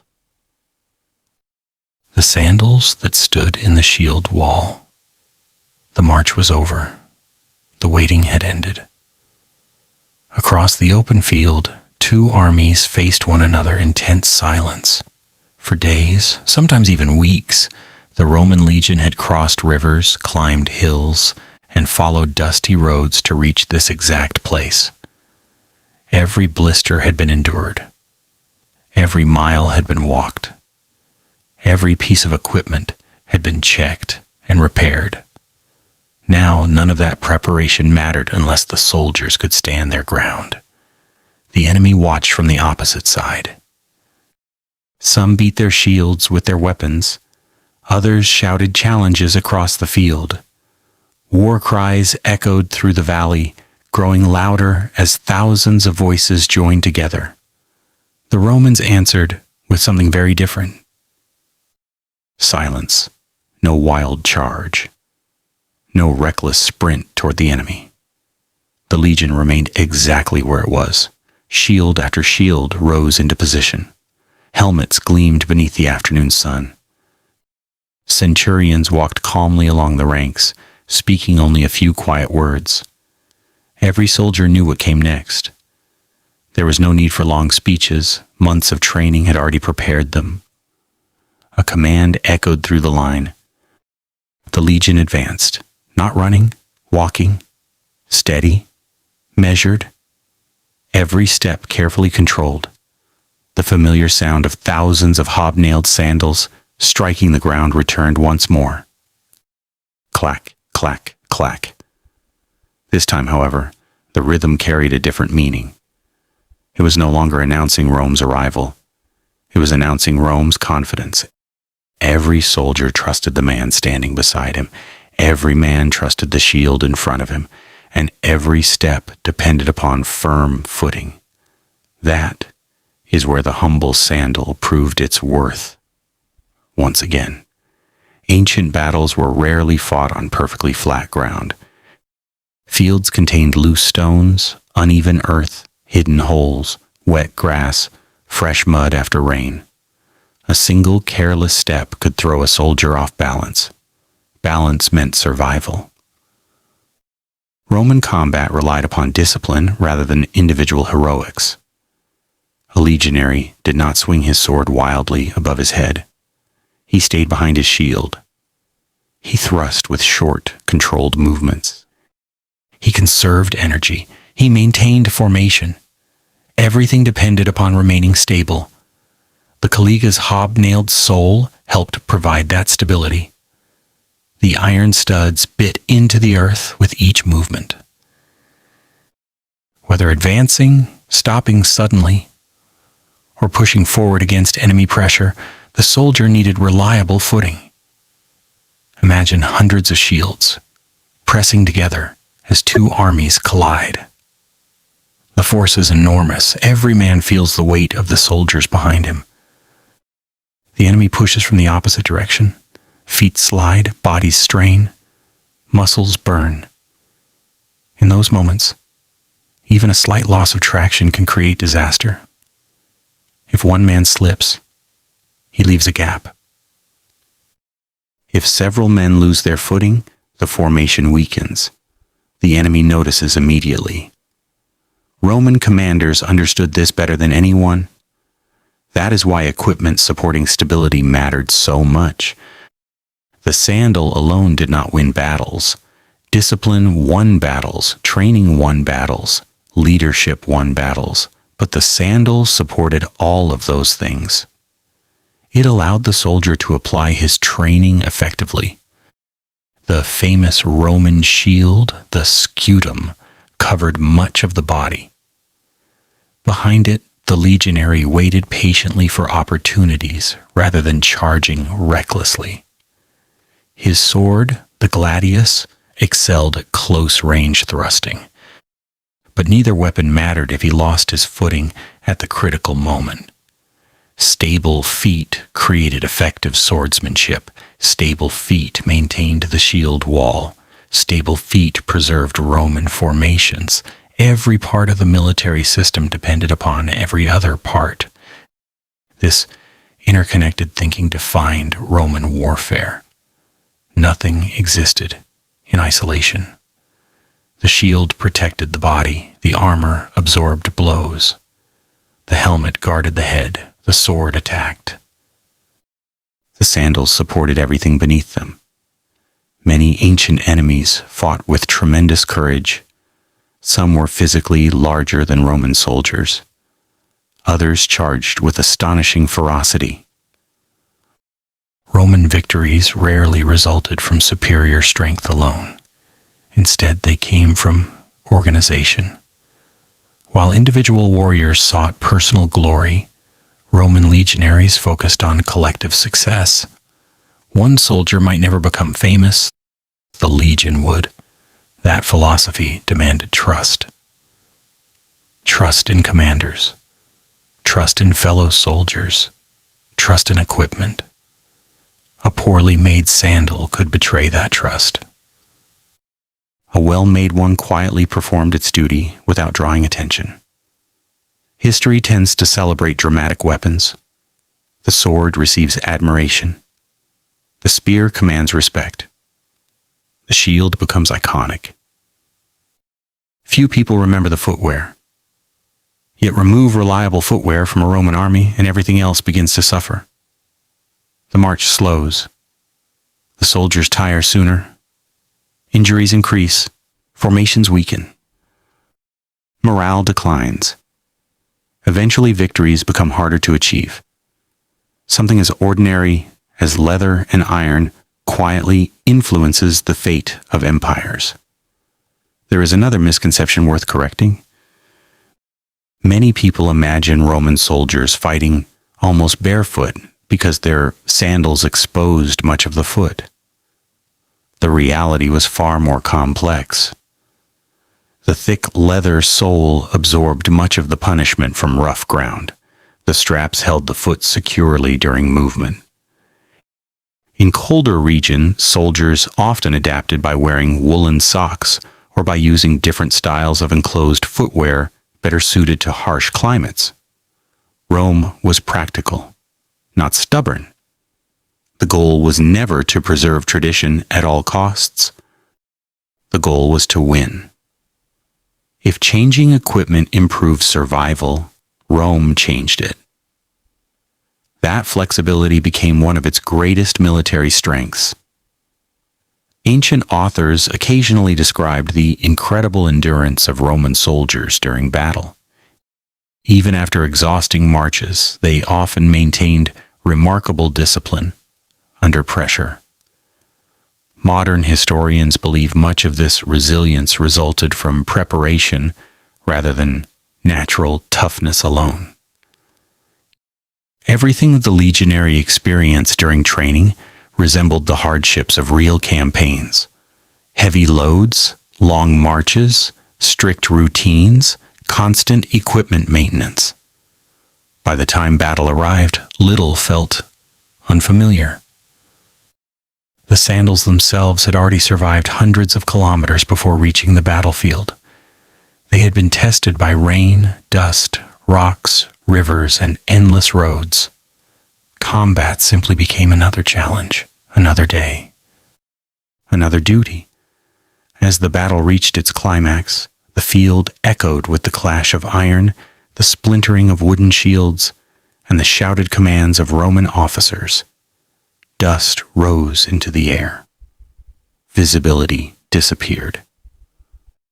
The smell of sweat, leather, and blood filled the battlefield. Yet beneath all the chaos, thousands of hobnailed sandals continued gripping the earth, holding the line, step by step, push by push, until gradually the enemy formation began to break. Once discipline collapsed on one side, victory usually followed quickly. The Roman legion advanced steadily, not because every soldier was stronger, but because every soldier remained part of a machine that continued functioning, even under enormous pressure. And beneath that machine, quietly, almost unnoticed, the sandals kept doing exactly what they had been designed to do, supporting every step, helping ordinary men accomplish extraordinary things. But perhaps the greatest proof of their success did not come from the battles themselves. It came centuries later, long after the empire had fallen, long after the legions had vanished. When archaeologists began uncovering the forgotten roads, forts, and camps of Rome, they discovered something remarkable beneath the soil. Tiny iron hobnails, fragments of leather, the silent footprints of an empire that once marched across the ancient world, the footprints that time could not erase. The Roman Empire eventually fell. Its emperors disappeared into history. Its mighty legions were dissolved. The famous eagle standards that once inspired loyalty and fear vanished from the battlefields of Europe. Cities changed hands. Roads slowly crumbled. Fortresses were abandoned. Nature reclaimed places that had once echoed with the voices of thousands of soldiers. Forests spread across forgotten camps. Grass covered abandoned roads. Rivers changed their courses. Entire settlements disappeared beneath layers of earth. For centuries, it seemed as though the everyday lives of Roman soldiers had been lost forever. The names of great emperors survived in books. The stories of famous battles were copied by generations of writers. But what about the ordinary legionary? The young recruit who marched across Gaul? The veteran who spent 20 years guarding the Rhine? The craftsman who repaired sandals inside a frontier fort? Would history ever hear their stories again? Surprisingly, the answer was waiting beneath the ground. Archaeologists often say that history does not simply survive in palaces or temples. Sometimes it survives in the smallest objects imaginable: a broken spoon, a worn coin, a rusted nail, or a damaged sandal. One of the greatest advantages archaeologists possess when studying Roman military life is that the Romans left things behind almost everywhere they went. Every temporary camp, every permanent fortress, every frontier outpost, every military road, each became a time capsule. Most organic materials disappear over time. Wood rots, cloth decays. Leather usually breaks down long before modern archaeologists arrive, yet under the right conditions, remarkable things survive. Waterlogged soil, deep mud, very dry environments, places without oxygen. These unusual conditions have preserved objects that seemed impossible to recover. Among them are Roman military sandals. Imagine standing beside an archaeological excavation in northern England. Workers carefully scrape away thin layers of dark soil. Every movement is slow and deliberate. Nothing is rushed. Suddenly, one archaeologist notices a shape, unlike the surrounding earth. At first, it appears to be nothing more than a patch of dark leather. But as more soil is removed, the outline becomes unmistakable. A sandal. Not a modern reproduction, not an artist's reconstruction. An actual Roman military sandal. The last person to wear it may have lived nearly 2,000 years ago. The excitement is difficult to describe. This is not merely an old shoe. It is direct evidence of someone's life. Someone who walked Roman roads, someone who stood guard on cold frontier walls, someone whose name has long been forgotten. The leather may be cracked, the straps may be broken, the sole may show heavy wear, yet every mark tells a story. Archaeologists study these sandals with astonishing care. How thick is the sole? How were the straps attached? How many hobnails remain? Where has the leather worn away most heavily? Each detail helps answer larger questions. How far did soldiers march? How often were sandals repaired? Did different regions produce different styles? Did military footwear change over time? Sometimes the answers surprise everyone.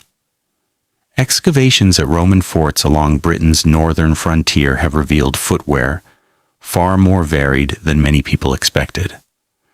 Not every soldier wore identical sandals. Some wore enclosed boots, others wore lighter footwear. Children living inside military communities had their own tiny shoes. Women living near forts wore completely different styles. The Roman world appears far more diverse than popular imagination often suggests. Perhaps the most famous discoveries come from places where unusual soil preserved leather exceptionally well. Entire collections of Roman footwear have emerged from the ground. Large sandals, small sandals, heavily repaired sandals, almost new sandals. Each one belonged to a real person. Some were probably lost accidentally. Others may have been discarded after years of service. Either way, they survived while generations came and went above them. The hobnails tell their own fascinating story. Unlike leather, iron often survives even when everything else disappears. Archaeologists frequently uncover clusters of tiny Roman hobnails scattered across ancient roads and battlefields. To an untrained eye, they resemble ordinary rusty fragments. To historians, they are clues. A concentration of hobnails may reveal where soldiers marched. Another group may indicate the location of a forgotten military camp.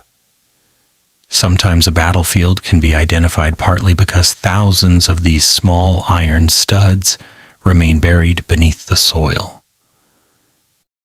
It is remarkable to think that something so tiny can help reconstruct the movements of entire armies. Technology has added even more possibilities. Modern researchers use microscopic analysis to examine wear patterns on surviving footwear. Some studies reveal whether a sandal was heavily used before being repaired. Others identify the type of leather employed by Roman craftsmen. Chemical testing occasionally uncovers traces of oils or treatments applied to preserve the leather. Every scientific advance adds another piece to the puzzle. Slowly, the lives of ordinary Roman soldiers become clearer. Historical texts also support many archaeological discoveries. Ancient writers described long marches, military discipline, and the importance of maintaining equipment. Archaeology confirms those descriptions: the repaired sandals, the replacement hobnails, the carefully stitched leather. Everything points toward an army that valued preparation over appearance. The Roman sandal was never designed to impress. It was designed to survive. Perhaps that explains why it continues fascinating people today. It represents practical intelligence rather than luxury, efficiency rather than extravagance. Every feature solved a real problem. Modern military historians often admire exactly that quality. Good military equipment does not exist to look beautiful. It exists to perform reliably under impossible conditions. The collega accomplished precisely that for centuries. Even after Rome declined, its influence did not disappear completely. Many principles of military logistics, engineering, road construction, organization, and equipment maintenance continued shaping later civilizations. While footwear itself evolved dramatically over the following centuries, the Roman lesson remained timeless. Take care of the small things.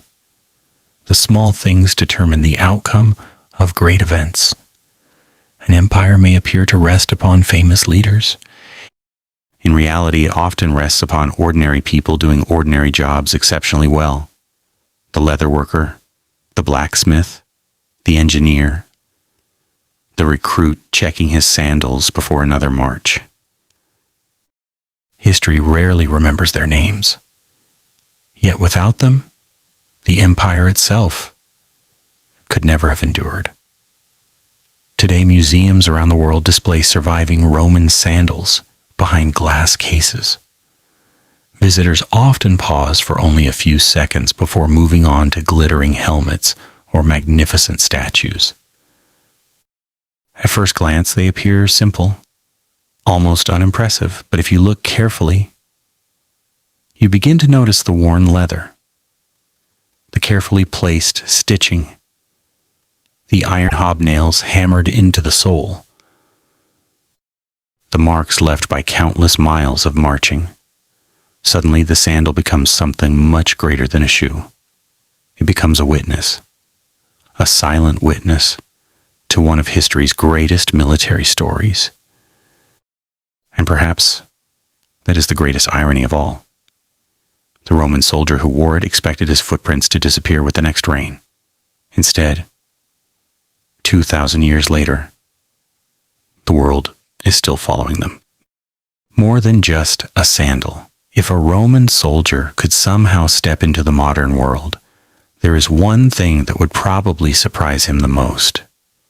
It would not be our towering skyscrapers.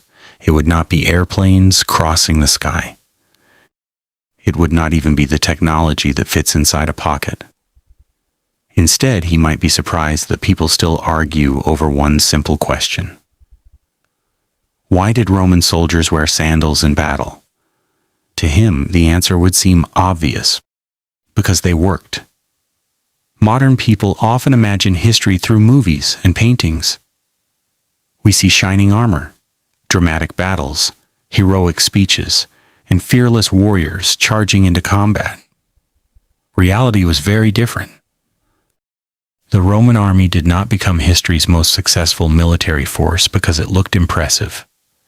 It became successful because it solved problems. Again and again. Every campaign presented new challenges. Every landscape demanded new solutions. Every mistake became a lesson. The famous sandal was one of those lessons made visible.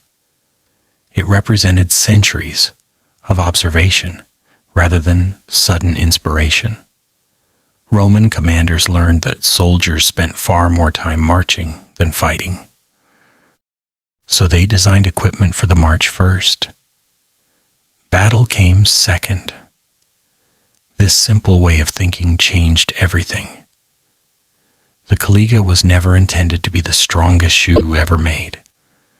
It was intended to be the most practical. It balanced protection with flexibility, durability with comfort, grip with mobility. It allowed a legionary to walk hundreds of kilometers before facing an enemy.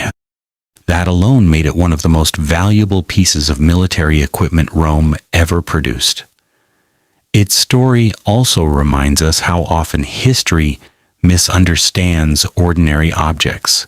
People admire the sword, yet the sword spends most of its life hanging quietly at a soldier's side. People admire the shield, yet the shield is useless if the soldier cannot reach the battlefield.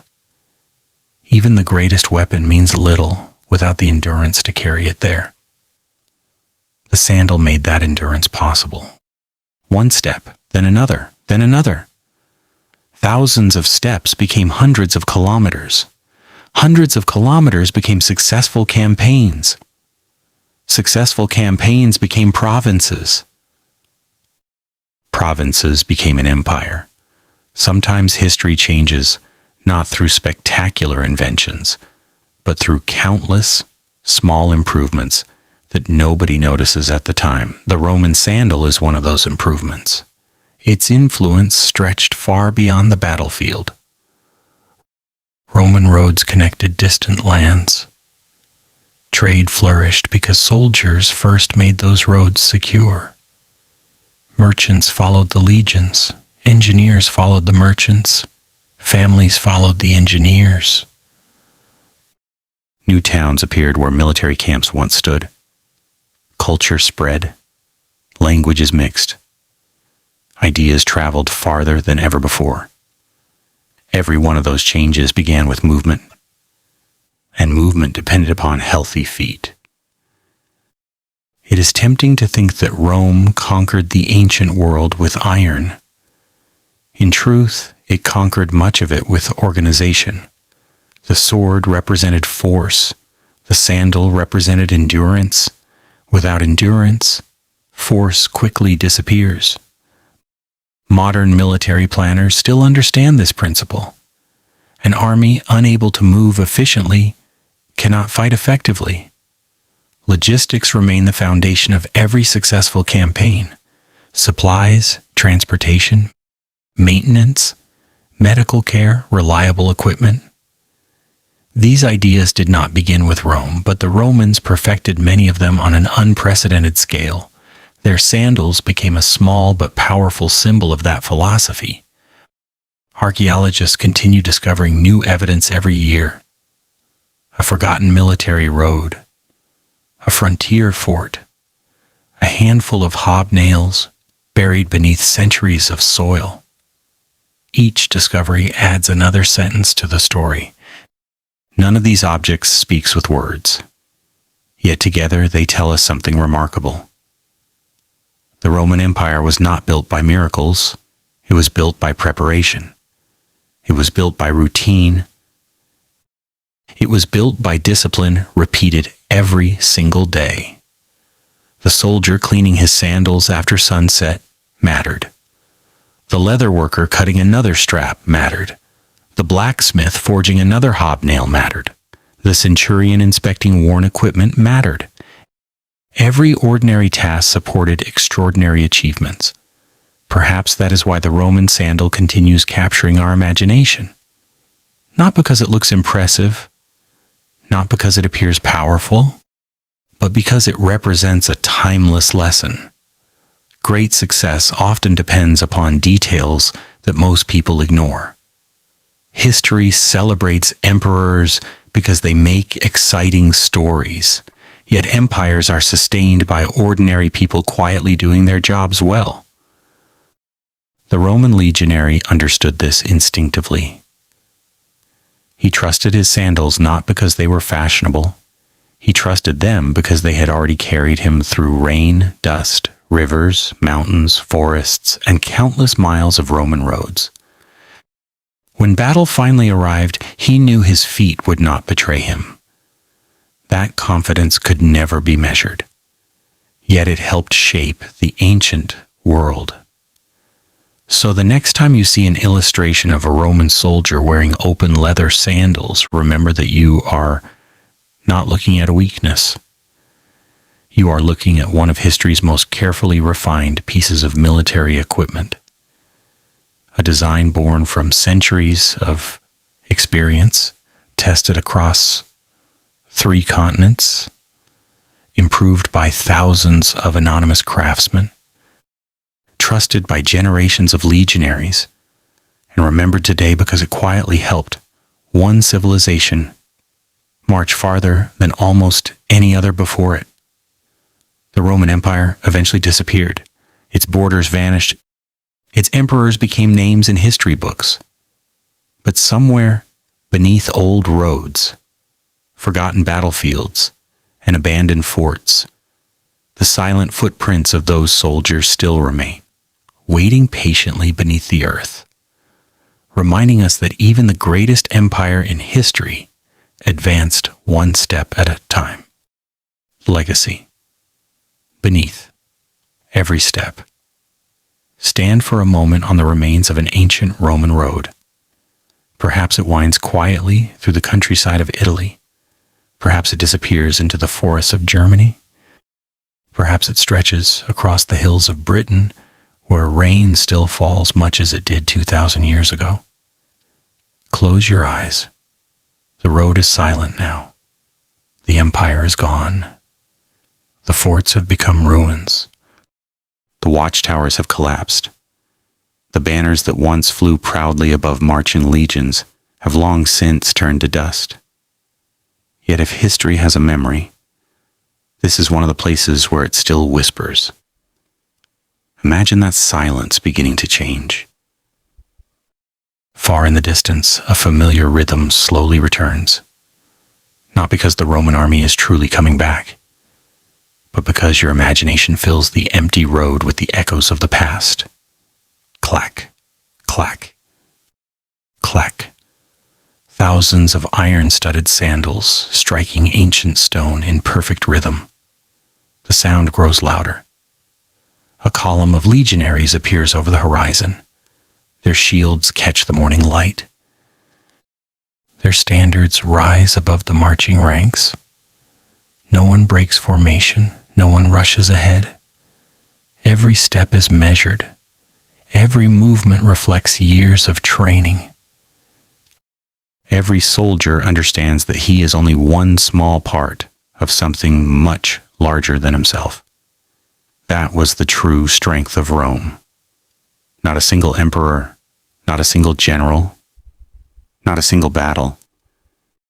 It was the ability to transform thousands of ordinary people into one disciplined force, united by preparation, routine, and purpose. The famous sandal became one small piece of that remarkable system. At first glance, it seems almost too ordinary to matter. Leather, iron, a handful of straps, nothing more. Yet history teaches us that ordinary objects often carry extraordinary consequences. A road can change trade, a bridge can change a war, a written law can change a civilization, and a simple sandal can help an army march farther than any rival imagined possible. The Romans did not wear sandals because they ignored danger.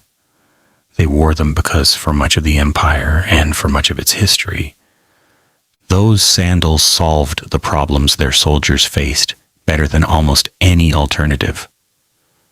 They were cool in the Mediterranean heat. They dried quickly after river crossings. Their hobnailed soles gripped rough roads and uneven ground. They could be repaired in the field. They were practical, durable, and perfectly suited to the realities of Roman campaigning. And when those realities changed, when the legions pushed into colder provinces like Germania and Britain, the Romans adapted. They introduced enclosed boots where necessary. They borrowed ideas from local peoples. They improved their equipment instead of blindly clinging to tradition. That willingness to adapt may have been Rome's greatest weapon of all. History often rewards civilizations that learn. Rome never stopped learning. It learned from victories. It learned from defeats. It learned from enemies. It learned from the road itself. Every campaign became another lesson. Every mile revealed another improvement. The Caliga was not the beginning of that story, nor was it the end. It was simply one chapter in a much larger tale about human ingenuity. Today, archaeologists continue uncovering fragments of Roman life buried beneath fields, rivers, deserts, and forests. Each recovered sandal reminds us that history is not only about kings and conquerors. It is about anonymous craftsmen whose careful stitching survived centuries. It is about young recruits who walked farther than they had ever imagined. It is about veterans whose worn footwear tells stories no written record preserved. Those sandals no longer march, but they still speak. They remind us that greatness is rarely built through spectacular moments alone. It is built through countless ordinary actions, repeated with extraordinary consistency. One repaired strap, one sharpened sword, one well-built road, one more disciplined march, one more step, then another, then another. That is how Rome expanded from a small settlement beside the Tiber River into an empire stretching across 3 continents. Not in a single glorious leap, but through millions upon millions of determined footsteps. So why did Roman soldiers wear sandals in battle? Because battle was only the final destination. The real challenge was everything that came before it. The endless marches, the unforgiving roads, the rivers, the mountains, the scorching summers, the exhausting campaigns. The sandal was designed not just for fighting, but for surviving the journey to the fight. And in the end, that journey mattered just as much as the battle itself. Perhaps that is the greatest lesson the Roman legion leaves behind. Victory does not begin on the battlefield. It begins long before in preparation, discipline, and attention to the smallest details. The Roman soldier understood that every successful campaign started with a single step, and that single step often rested inside a humble leather sandal. The empire is faded, the legions are gone, but the lessons remain. Every ancient road still stretching across Europe, every iron hobnail resting beneath the soil, every weathered fragment of leather displayed in a museum. They all tell the same quiet story. The greatest empire of the ancient world did not march forward because it possessed magic or miracles. It marched because thousands of ordinary men, supported by brilliant engineering, disciplined training, practical equipment, and relentless determination, kept putting one foot in front of the other. And with every step, they changed history.